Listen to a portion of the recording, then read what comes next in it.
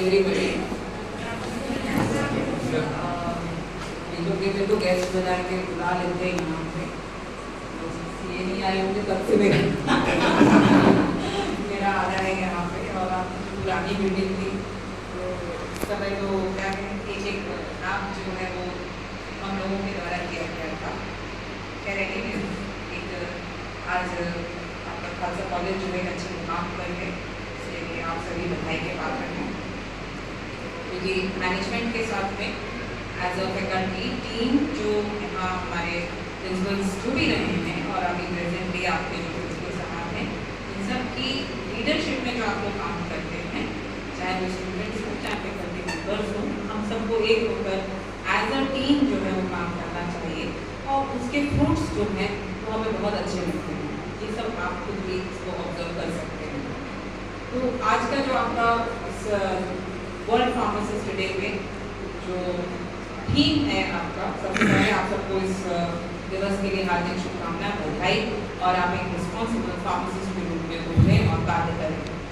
तो आज का जो आपका थीम है, यानी कि इस साल का जो थीम है, which is being given by the international federation of pharmacy, that is the pharmacist meeting the global needs.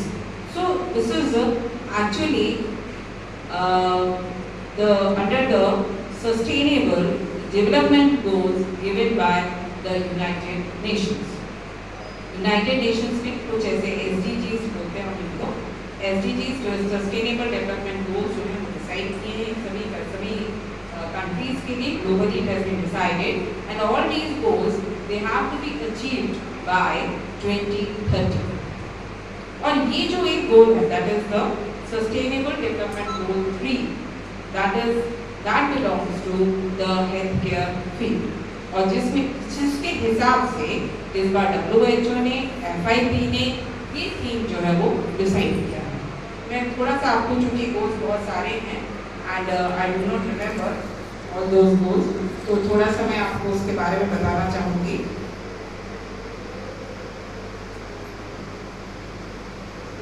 United Nations, and these are to be completed by the year 2030. So there are about 17 SDGs, sustainable goals हैं 17. First one is no poverty, second is zero hunger, third is good health and well-being, quality education, gender equality, clean water and sanitation, affordable and clean energy, decent work and economic growth, then industry, innovation and infrastructure, reduced inequalities, sustainable cities and communities, responsible consumption and production, then 13th is climate action, 14th is life below water, that is conserve our oceans, and 15th is life on land, that is protect, restore our terrestrial ecosystem, 16th is peace, justice and strong institution, that is promoting peace and justice worldwide, globally, and last one is a partnership for achieving these goals. So these are the sustainable goals, developmental goals given by the United Nations. Now out of that we have the goal for the health, that is the SDG goal 3, that is the ensure healthy lives and promote well-being for all at all ages. मैं इसको एक बार और repeat करती हूँ. This is the third goal, sustainable development goal, that is ensure healthy lives and promote well-being for all at all ages. उसी के हिसाब से ये जो थीम है, that is being given by the FIP and subsequently being followed up by the WHO and then the Pharmacy Council of India. And under this goal, there are certain various specified targets, that is maternal health, infant and child health, communicable diseases, non-communicable diseases, mental health, substance abuse means your drug dependence and drug addiction, habituation, and then universal health coverage. This universal health coverage, this is again one of the target which is given by the FIP. Then is our health workforce strengthening, that is being a pharmacist, you are an important pillar of the healthcare team. and lastly is the health infrastructure improvement. So these are the goals which are under your sustainable development goal third, which is for the healthy living of the well-being of the people worldwide globally.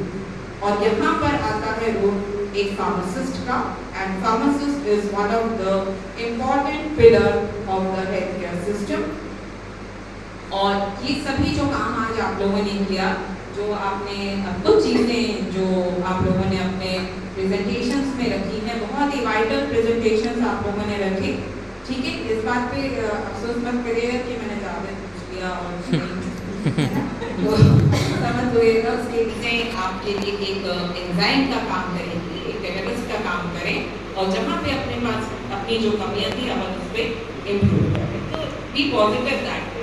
तो आपके कुछ models बहुत ही अच्छे थे, जैसे आपका जो industrial waste water का था, क्योंकि देखिए अभी जितना हमारे यहाँ भी आपने आज अगर न्यूज़पेपर पढ़ा हो तो आपके जो मंत्री जी महोदय राकेश सिंह का जो आज आया कि बावड़ियों का उन्होंने इतना उद्धार किया, जीर्णोद्धार किया, तो एक बहुत ही इम्पॉर्टेंट बात है कि कैसे हम अपने वाटर को और एनवायरनमेंट को कंजर्व कर सकते हैं। तो ये आपका जो वेस्ट वाटर का जो था आपका प्रोजेक्ट बहुत ही बढ़िया था।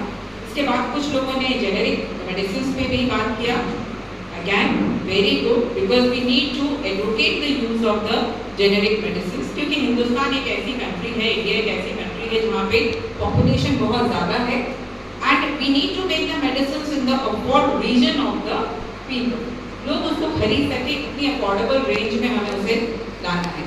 तो ये एक आपको एज अ फार्मासिस्ट एक हमें उसमें लोगों में कॉन्फिडेंस डेवलप करना है कि भाई अगर आप जेनेरिक मेडिसिन लेते हैं तो ये बराबर का इनका असर रहेगा as compare to the branded one, because as we talk about और we say we buy the proprietary products और ब्रांडेड प्रोडक्ट्स, तो उनकी कॉस्ट क्यों ज़्यादा हो जाती है? क्योंकि जब आप किसी चीज़ की ब्रांडिंग करते हैं, उसकी मार्केटिंग करते हैं, तो वो सारे एक्सपेंडिचर्स जो हैं वो finally that will be taken up from the customer. तो ये सारी चीज़ें से हमारी कॉस्ट बढ़ जाती है। आपका जो एक्टिव फार्मास्यूटिकल इंग्रेडिएंट तो वो तो एक ही है दोनों में, अगर हम बात करते हैं, है ना।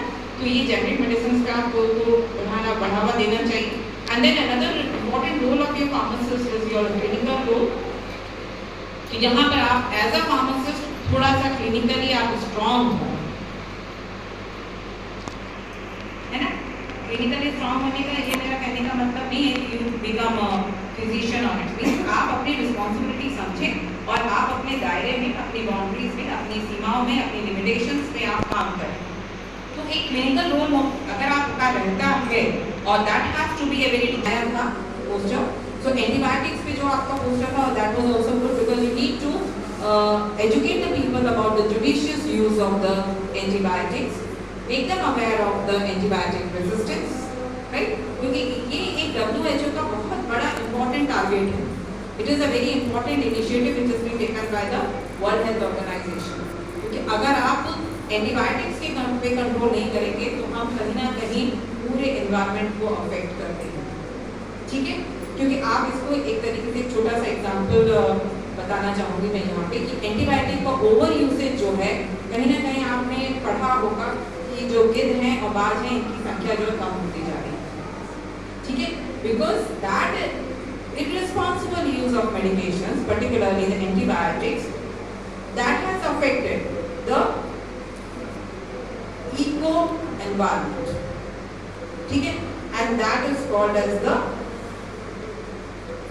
eco-pharmacovigilance, because we need to have a vigilance of the pharmaceutical environment, ठीक है। Again that is a very global issue, क्योंकि आपको मालूम हो कि फारसियों में एक तरीके का रहता है कि body is being kept like that, और उसको जो है गिद्ध है, बाज है, ये कौवे खाते हैं, तो उनमें इन सब चीज़ों के लिए रेजिस्टेंस डेवलप हो गया है ना। इसी तरीके से जो आपने इंडस्ट्री का प्रोजेक्ट बनाया आप लोगों ने, तो एफ्लुएंट्स कहाँ जाते हैं? पानी में जाते हैं। तो इसी तरीके से वो फिश में वो सारी चीज़ें जाएंगी, और उसी फिश को जब हम खाते हैं, है ना, एज ए ह्यूमन बीइंग, जब आप उसको इंजेस्ट करते हैं तो सारी चीज़ें आपकी बॉडी में डेवलप होती है। Unknowingly you are developing resistance against these drugs. तो इस तरीके से बहुत सारे पैरामीटर्स होते हैं, बहुत सारे फैक्टर्स हैं जहाँ आपका एक इम्पॉर्टेंट रोल है, और वो काम हमें करना चाहिए। चाहे हम एक अपना छोटा छोटा हिस्सा भी अगर तो हम बहुत अच्छे से आगे बढ़ सकते हैं। और आप लोगों ने आज जितनी भी प्रेजेंटेशन दी हैं, irrespective आप बिल्कुल भूल जाइए कि whether you were able to answer or not, just forget about that. But whatever your efforts were, they were remarkable, very good. आगे भी आप अच्छा करें और आप बिल्कुल एक अच्छी सोसाइटी को डेवलप करने में सबका सहयोग करें, एक हेल्थी सोसाइटी, हेल्थी फ्यूचर के लिए आप काम करें. Then only we are able to make our contribution to this sustainable development. So thank you so much. Thank you.